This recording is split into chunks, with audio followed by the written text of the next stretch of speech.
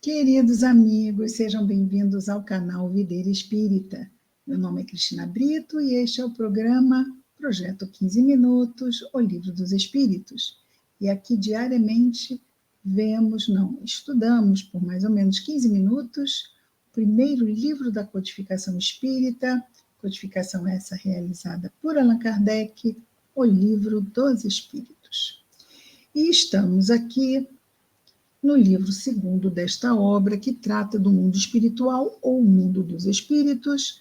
É composto este livro segundo por 11 capítulos, e nós estamos agora no capítulo 8, que trata da emancipação da alma. E estamos no primeiro subitem, quando estamos aqui falando de sono e sonhos. E na questão 402, que foi a questão que vimos por último ontem, a resposta era muito grande, a primeira parte da resposta está no programa de ontem, hoje vamos ver a segunda parte. A questão em causa é a 402, e Kardec pergunta aos espíritos superiores como podemos julgar da liberdade do espírito durante o sono. Então, nós estamos hoje no parágrafo 5º dessa resposta. Então, o parágrafo 5º começa assim: por efeito do sono, os espíritos encarnados estão sempre em relação com o mundo dos espíritos. Interessante. Por efeito do sono, nós, encarnados, estamos sempre em relação com o mundo dos espíritos, na medida em que nós nos desdobramos, não é? Então, lá vamos nós entrar em relação com o mundo dos espíritos. Pode acontecer alguma situação em que isso não se dê? Pode. Vamos imaginar que estejamos doentes e que busquemos ficar perto do corpo, como se estivéssemos mesmo assim atentos à sua melhoria. Então, isso pode acontecer. Como também podemos, muitas vezes, sermos levados ao mundo espiritual para tratamento, e aí vai ser tratado o quê? Nosso perispírito, que está ligado ao corpo físico, entendem? Então, a ação vai ser sobre o nosso corpo espiritual, mas como estamos ligados ali célula a célula, então tudo que vai ser recebido no corpo espiritual vai passar para o corpo físico, sendo que esses fluidos são muito sutis. Sendo assim, os nossos estados de alma, se estiverem estados de alma enfermiços, desânimo, irritabilidade, revolta, desespero, todos esses estados de ânimo podem prejudicar que os fluidos salutares atuem como esperemos que eles atuem, acabam sendo mesmo queimados, vamos dizer assim, não é?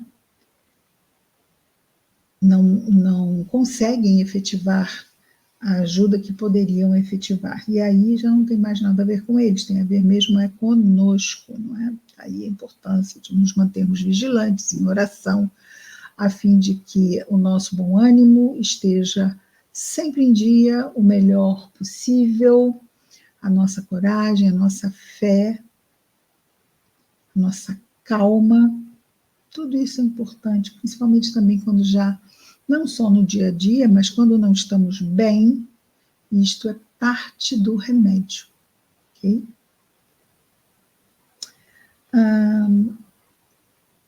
Então, por efeito do sono, nós estamos naturalmente em relação com o mundo dos espíritos. É isso que faz com que os espíritos superiores consintam, sem muita repulsa, em encarnar entre vós. Por quê? Porque eles não vão ficar presos aqui 24 horas por dia.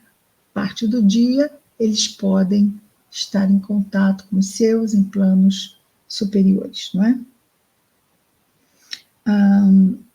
Quis Deus que durante o seu contato com o vício, eles pudessem com o vício aqui, entre nós, porque não existem só os vícios físicos, existem os vícios mentais, não é? Esses pessimismos crônicos, as queixas,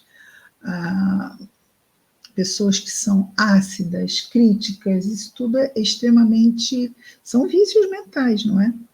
E com certeza deve ser desgastante. Não, muitas vezes até não percebemos o quão desgastante é, porque não temos uma elevada vibração contínua. Mas está aqui, quis Deus que durante o seu contato com o vício eles pudessem retemperar-se na fonte do bem para não falirem, já que vem instruir os outros. Então, como é que eles vão se retemperar na fonte do bem? Desdobrados durante o sono físico. O sono é a porta que Deus lhes abriu para entrar em contato com seus amigos do céu. Aqui, claro que entendemos a referência desse céu, não é? É o recreio depois do trabalho, enquanto esperam a grande libertação, que se dará com a desencarnação, não é? A libertação final que os restituirá ao meio que lhes é próprio. Então, esses espíritos vêm para cá para nos ajudar, nos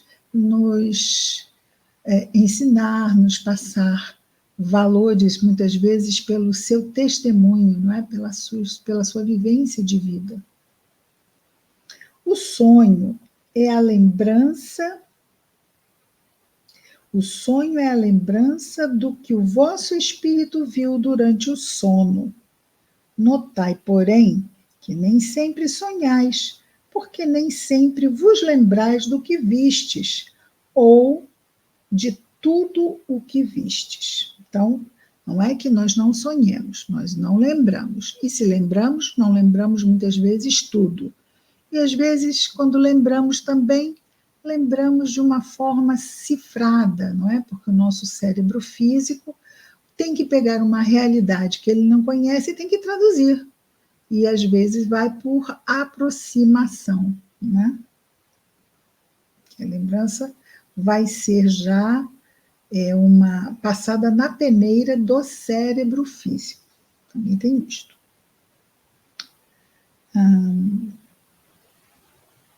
É que não tendes a alma no pleno desenvolvimento de suas faculdades. Muitas vezes não vos resta mais do que a lembrança da perturbação que acompanha a vossa partida ou vosso regresso, a qual se junta à lembrança do que fizestes ou do que vos preocupa no estado de vigília.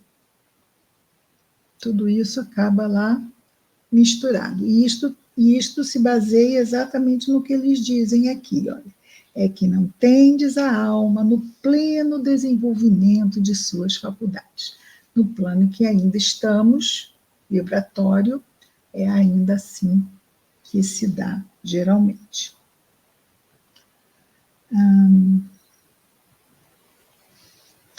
A não ser assim, como explicaríeis esses sonhos absurdos a que estão sujeitos tanto os mais sábios quanto os mais humildes? Os maus espíritos também se servem dos sonhos para atormentar as almas fracas e, vamos dizer assim, e perturbadas. Aliás, brevemente vereis desenvolver-se outra espécie de sonho. Olha só que interessante. Aliás, brevemente vereis desenvolver-se outra espécie de sonho, tão antiga quanto a que conheceis, mas que ignorais. O sonho de Joana, o sonho de Jacó, o sonho dos profetas judeus e de alguns adivinhos indianos. Esse sonho é a lembrança da alma inteiramente liberta do corpo, a lembrança dessa segunda vida de que há pouco eu vos falava. Então, agora ainda pode ser sonhos como o que ele estava dizendo no parágrafo anterior, mas ele diz que brevemente. Então, sonhos onde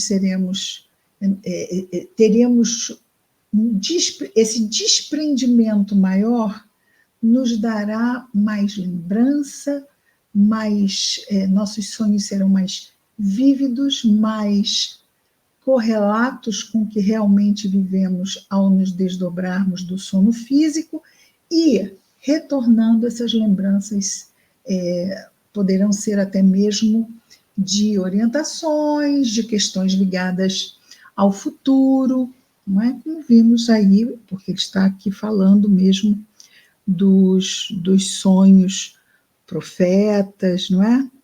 E adivinhos, o sonho de Jacó. Então, todos esses sonhos têm a ver com situações onde o mundo espiritual atua mais fortemente junto a nós aqui no plano físico. Isso são eles que estão dizendo, não é? No futuro, ele diz, brevemente, pode ser que já esteja acontecendo agora. Não temos como afirmar isso. Ele diz brevemente, mas espírito, brevemente falando, o que poderia ser isso? Isso é muito subjetivo, não é?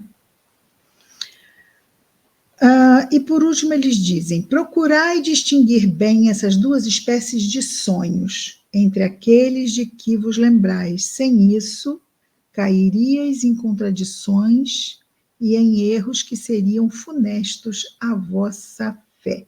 Então, primeiro ele vai falar daqueles sonhos que muitas vezes até não lembramos, ou que trazem assim uma certa perturbação na história. Por quê?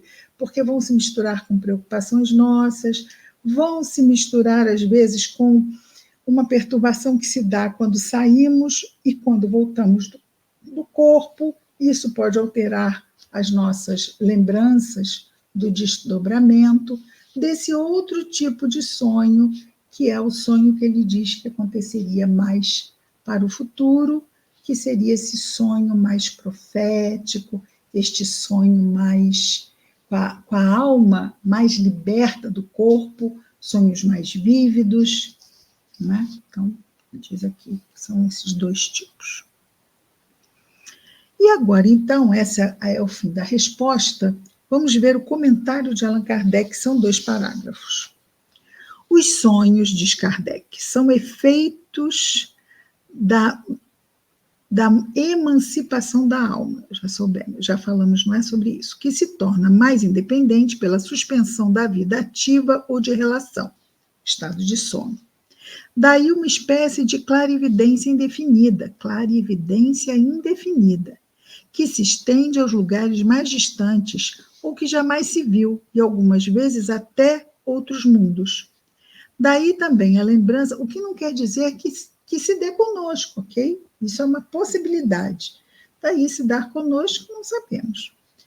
Daí também a lembrança que se traz à memória acontecimentos verificados na precedente existência, ou seja, na existência anterior, ou em existências anteriores.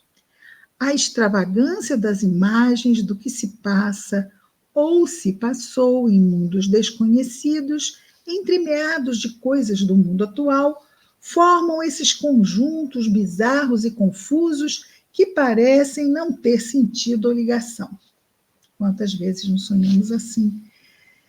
A incoerência dos sonhos ainda se explica pelas lacunas produzidas pela lembrança incompleta daquilo que nos pareceu um sonho. Daquilo que nos apareceu em sonho. Seria algo como uma narração, da qual se truncassem frases ou trechos ao acaso. Então, ela está, puf, aí cai, perdemos. Hoje em dia, com a internet, né, dá para entender, né? Às vezes não ouvimos parte, fica truncada a mensagem. Seriam, assim, certos sonhos também. Então, seria algo como uma narração da qual se truncassem frases ou trechos ao acaso. Reunidos depois, ou fragmentos restantes, perderiam qualquer significação racional. Interessantíssimo, então não vamos levar O importante é que lá, nossa consciência profunda sabe o que está acontecendo. E na hora certa, se foi um aviso, se foi um conselho, se foi uma advertência, fica ali registrado. Mantenhamos-nos atentos em oração e as coisas simplesmente correm bem. Muito bem, amanhã voltamos com mais um Projeto 15 Minutos, o Livro dos Espíritos. Muita paz a todos.